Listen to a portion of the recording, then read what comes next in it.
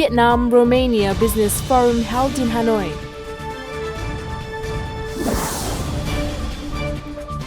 Israel shares experience in startup development.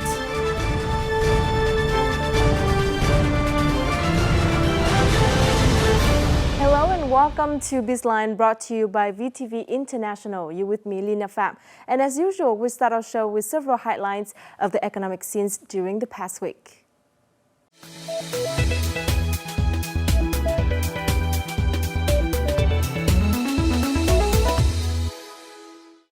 The Vietnam-Romania Business Forum was held on Tuesday in Hanoi in the presence of Romanian Prime Minister Dacian Cioloș and Vietnamese Deputy Prime Minister Trịnh Đình Dũng.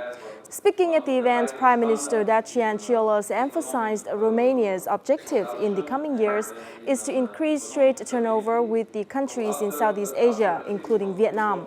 They were also willing to share experience with Vietnam in many fields, such as pharmaceuticals, gas, mineral water, oil and gas, energy and rail. As for Vietnam, Deputy Prime Minister Dũng expressed hopes that Romania can support Vietnam in improving transportation and infrastructure system, as well as human resources. The Romanian Prime Minister and Deputy Prime Minister Dũng also witnessed the signing of a memorandum of cooperation between the chambers of commerce of the two countries.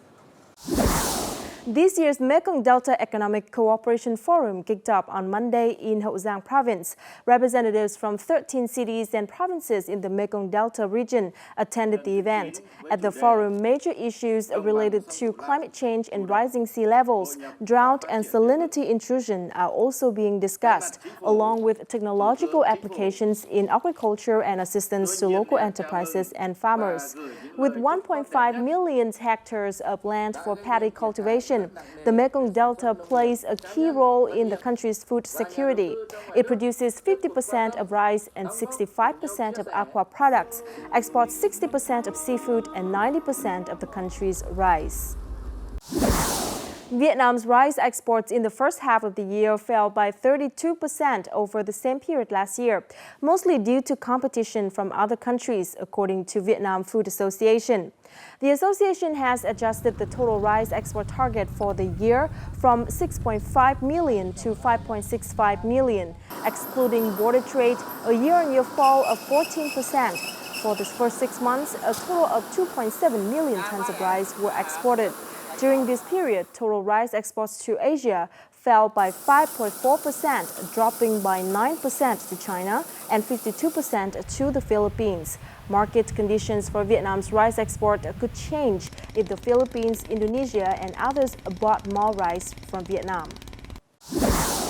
Since the beginning of this month, many commercial banks have adjusted their interest rates with an increase of 0.1 to 0.4%. Commercial banks expect the increase will attract more deposits, especially medium and long-term deposits, to balance their sources of capital and meet medium and long-term lending demands.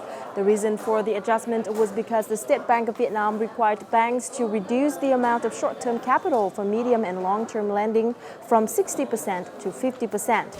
In addition, the government also has a plan to increase the amount of government bonds from $9.8 billion to $11.2 billion, increasing the demand for short-term capital.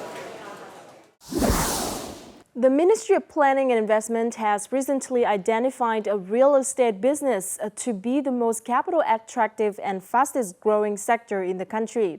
The number of newly registered real estate companies just reached 1,354, with an increase of 350% in total capital as compared with the same period last year.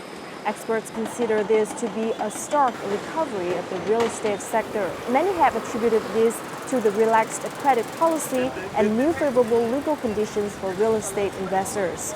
The property market is expected to keep striving until the end of the year. This also means more options for buyers. The national flag carrier Vietnam Airlines has been certified as a 4-star airline by the international air transport rating organization Skytrax. The official certification was granted by Skytrax at the World Airline Awards event at Farnborough International Air Show 2016 in London on Tuesday. Last year, Vietnam Airlines made dramatic changes with a 4-star service upgrade. beginning with a major replacement of its old wide-body aircraft fleet by a new generation jetliners Airbus A350-900XWB and Boeing 787-9 Dreamliner. Those are the economic headlines of the past week. Up next, we'll talk about how Vietnamese startups can learn from the experience of the startup ecosystem development in Israel in our crosstalk.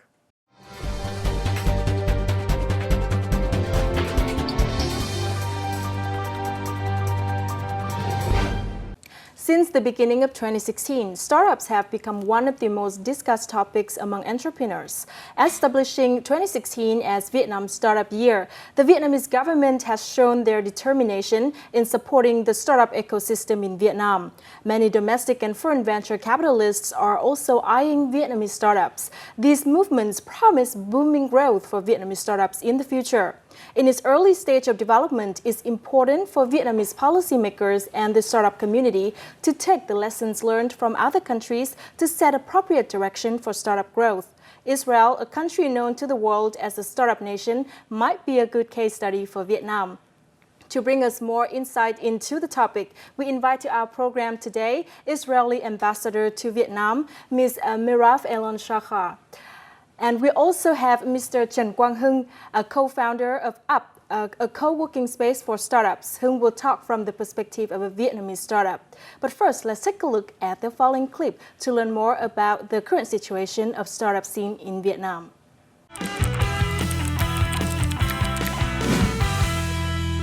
Nó rất là rủi ro, cái tỷ lệ rủi ro còn cao rất là nhiều so với mọi người đầu tư vào những cái truyền thống. Anh phải làm sao mà thực thi ý tưởng của anh thật là nhanh, acquire người dùng nhanh nhất có thể, ra sản phẩm nhanh nhất có thể.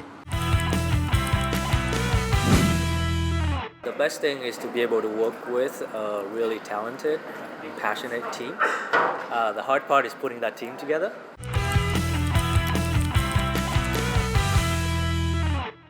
Awesome, enthusiastic, and ready to try new things. People, at least young people, are looking for something different than the beaten path of going corporate.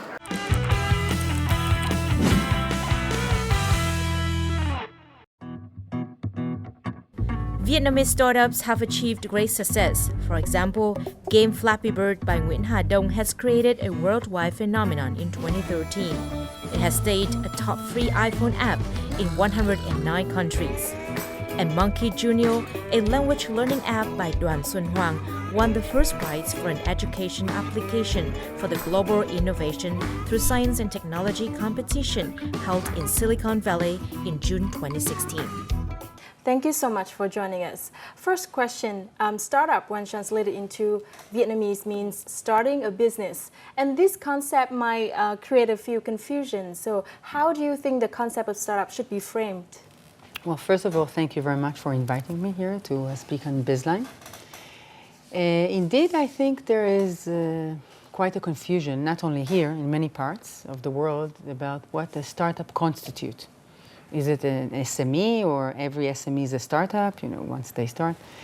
I have to say that in Israel, usually we refer to startups when there is a technological edge. Mm-hmm. Not every business, not every small business that will start, but a business or an innovation, a startup that will bring some technological edge once created. So Hưng, how do you think the concept of startup is being understood in Vietnam? I think there is a need to kind of clarify between startup and SME, because a lot of people are confusing between the two.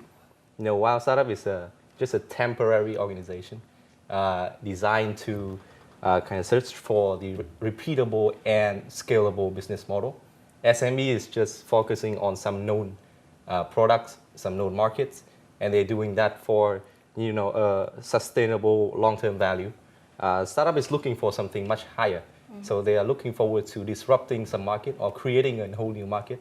And I think with that kind of upside, it requires a whole lot more different approach to financing as well as operation. And that's, I think, is the nutshell of the difference between the two. So why do you think there's such a booming interest in doing startup in Vietnam, especially since the first 6 months of 2016? Having interacted with these startups, I think there are probably three main trends or factors. The first one is the technological advances. We have used Facebook, for example, Uber. A lot of services have entered Vietnam, and that set examples. We can do things differently, and people look at that, definitely young people and people with knowledge of technology, and they think, oh, maybe I can do that too. And looking at examples of successful entrepreneurs coming back from the States, for example, from Emotive, or Misfit Wearables, or what's the game? Flappy Bird? Flappy Yes. Bird. People may think, oh, maybe that's me as well. Maybe if I know enough, if next startup. invest my time in the right place, I will, be successful in that way.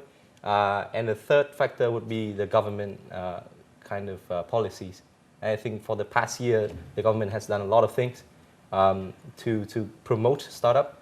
Ambassador Sakha, you have been in Vietnam for a while and you have witnessed the growth of startups. I So did. do you think is it an organic demand from the society, or is it something kind of trendy that especially the youth are, like to follow? It's very natural for all of us to hear about the successes, not about the failures. And from Israel's experience, well, we didn't build it overnight. It took many years. It took government intervening as well. Not in everything. In my country, we like to allow the private sector to lead. Not only to allow, we believe that this is the right thing. The private sector should lead. The government should intervene when there are gaps and when there are risks that the private sector cannot take upon itself. And startups do create risks, especially at the beginning. For example, in Israel, when you look 30 years back, there were no venture capitals. Startups need venture capitals. You simply need to find someone to invest. That's it. It doesn't work otherwise. And there were no venture capitals at all. So the government came in. They decided to create venture capitals together with the private sector. Yes. They took the risk. They said, if it's successful, the private sector can buy them out. Fail, and they were failures, then the government will write it off, and the government took the risk.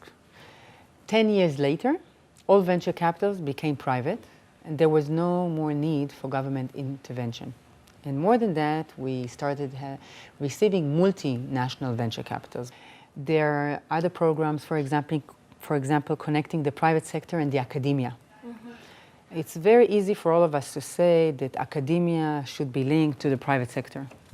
We all agree on that as a statement, but it's very, very hard actually to implement it. It's very hard to implement. So you have some programs supported by the government, by the Innovation Authority, that would actually give support and money as a loan, 40, 50%, if there is a connection between the academia and the private sector in research and development.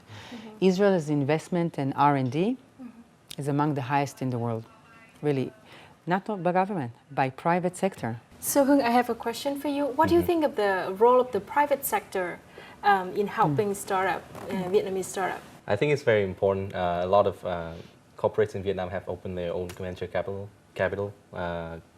kind of branch within their own firms.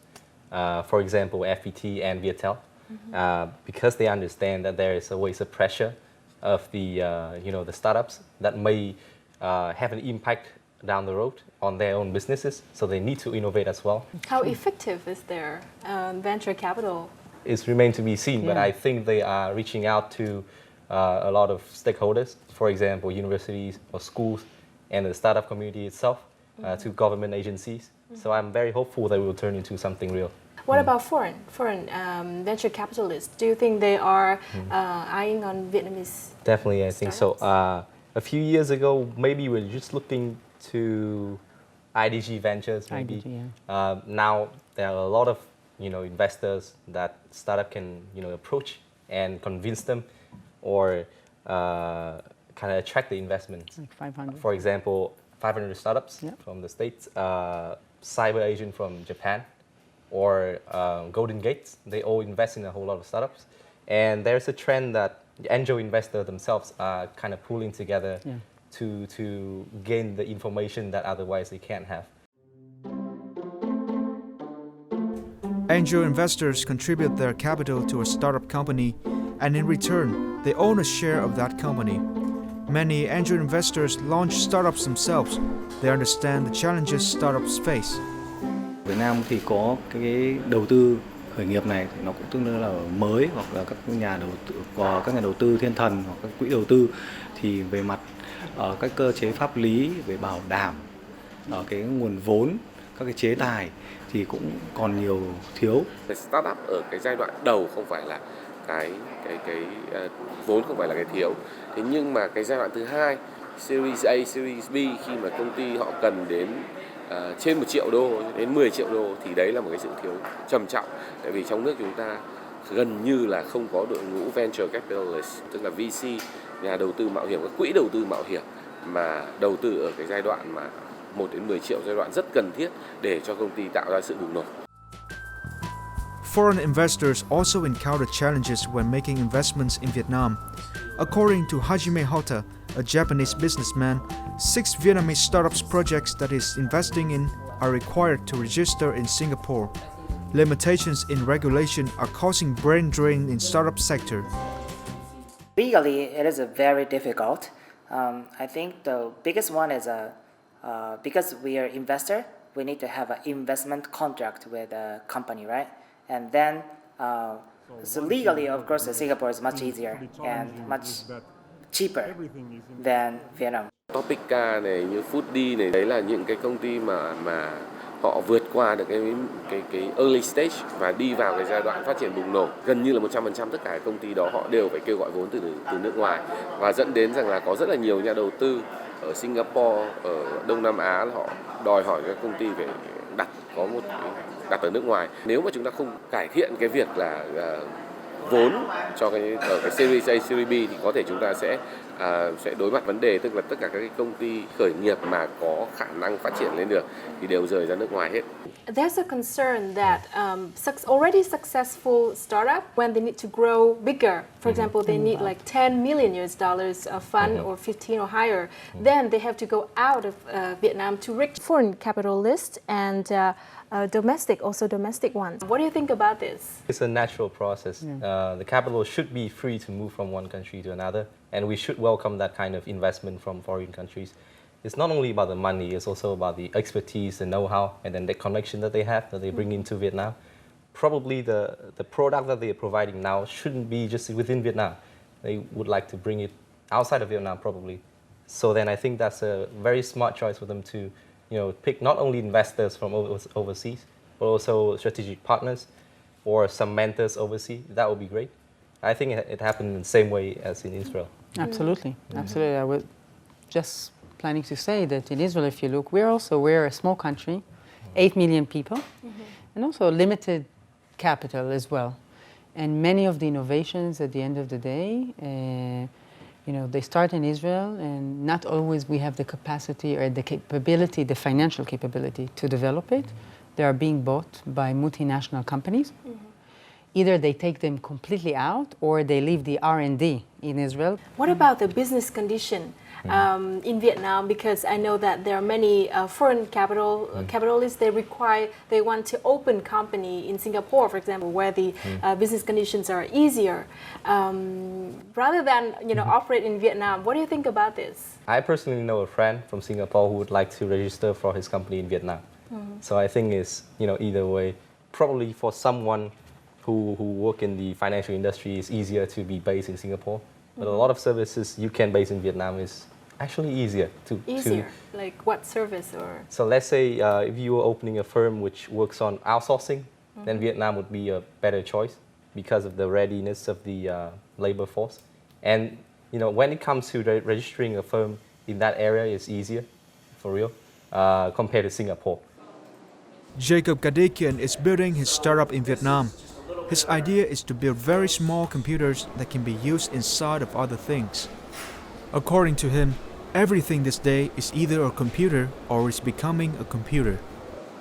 we're an American registered business, and we don't actually know how to properly register ourselves in Vietnam. So a workflow for new companies would be really helpful. So it's possible that the ministries concerned with startups might want to consider putting together a kind of a plan for startup companies and how to properly register in every way. Besides the lack of a legal framework for foreign startups to register in Vietnam, the startup community is facing another obstacle. It is the debate about Article 229 in the 2015 Penal Code. According to many startups, the Article 229 legislation of the 2015 Penal Code on illegally providing services on computer and telecommunication networks can be difficult for most startups. The government is reviewing Article 292 on the Vietnam Penal Code 2015, and according to this article, unlicensed services on the internet or through mobile networks will be deemed to a criminal offense, and that may create concern for a startup community. So what do you think of this? I think that's a very classic example of what startup means, because they need to iterate and find out who the real customers are or what the product should be. In that case, they will need some months or years in order to know how should they register for a company. And in that period, we should support them rather than placing some strict penalties on companies or just a group.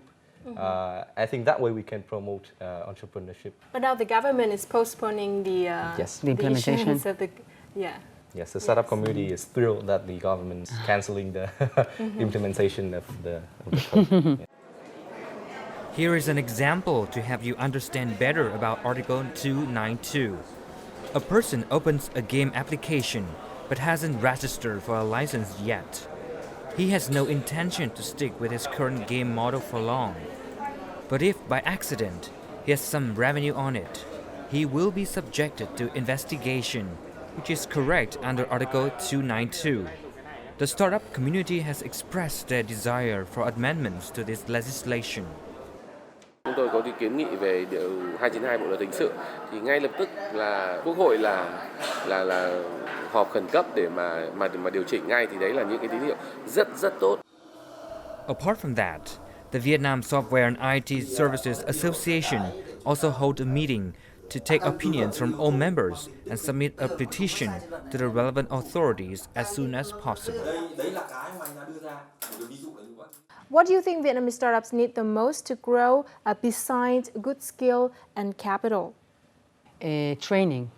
Training, I think, is very important as well. You might have the best idea ever, really, but you need to know how to create a good teamwork, good group, how to actually establish a prototype, how to have a good business plan, and the most important thing, if you want a capital, how to pitch it in a way that will actually appeal. In 2014, we created the startup competition. I think that, a little competition doesn't hurt anyone. Just, puts some more spice into it. One competition organized by the Israeli Embassy in Vietnam is the Start Tel Aviv Startup Competition 2016. The competition aims to encourage female entrepreneurs. Winner of the competition, the Easy Job application helps employers save costs seeking employees.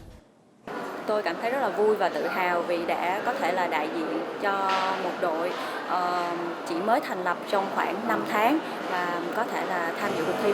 Cuộc thi này là một cái cơ hội mới dành cho các bạn nữ nói riêng để có một cái tiếng nói nhất định ở trong cộng đồng startup. Easy Job will represent Vietnam along with teams from 31 countries at the 5-day event in Tel Aviv to learn about the city's startup ecosystem. Các cái dự án ngày hôm nay đều làm cho chúng ta thêm tin vào cái sức mạnh của cái đội ngũ những cái nữ doanh nhân hiện nay và tiềm năng của Việt Nam.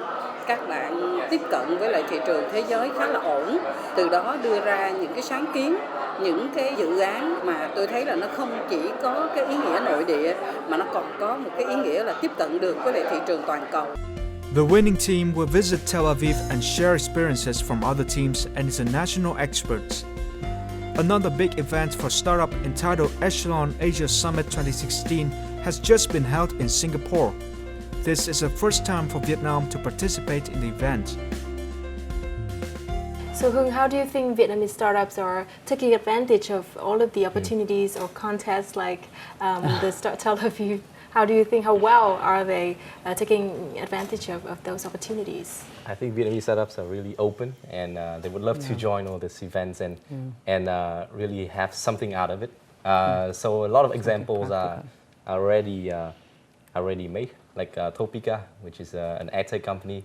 They regularly attended Echelon, which is the biggest startup event in Singapore every year. And they meet a lot of people there, investors and potential customers. They even recruited there. So there are a lot of opportunities there that probably startup will need to go there in order to explore themselves. Can you share with us maybe future plan to support the Vietnamese startups? We will continue with the training, definitely. For me, it's important, for us, for the embassy, because the human capacity at the end of the day, I mean, are really key in every sector, but also in the startups. I mean, it's really key. So we would like to assist and train. What about Hưng?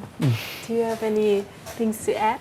Just a message to probably our members and the larger audience. Let us not consider startup as a movement, although it may start as one. It should be kind of a campaign from one's perspective, a campaign with clear objective, operational and economic objective, not political one. Of course. Then it may achieve something, tangible. And we often sit down and have a chat together with a cup of tea, like what should we do to make it better, from both the government side or from the startup side, because we have all the members from different stakeholders. But overall, we think if we try to improve, we learn from other countries, especially Israel. Try to make the regulatory framework a bit more certain. And if we just may have a more spatial task force in the government, cross ministries, and willing to listen to other stakeholders, regular meetings. We have a channel of communication which is clear. I think it will be wonderful, and it opens up a whole lot more opportunities for us to develop as a community. Thank you so much. Thank you so much for joining us. Thank you very much for the invitation. 10 years ago, no one could imagine the current booming growth of startups in Vietnam. 10 years ago, there were only about 4 million internet users. Now there are more than 40 million. 10 years ago, there were virtually no smartphones in use here. Now there are 30 million smartphone users. The high rate of internet and mobile users, the hardworking mentality and creative ideas of the youth, coupled with the golden population structure, serve as good foundation for Vietnam to develop its startup community. With the lesson learned from Israel, we hope that our BizLine report this week has brought you some ideas about the direction and strategy of growth for the startup community here in Vietnam. And that also wraps up this edition of BizLine. Thank you very much for watching. You can always rewatch our program at vtv4.vn or youtube.com/vtv4go.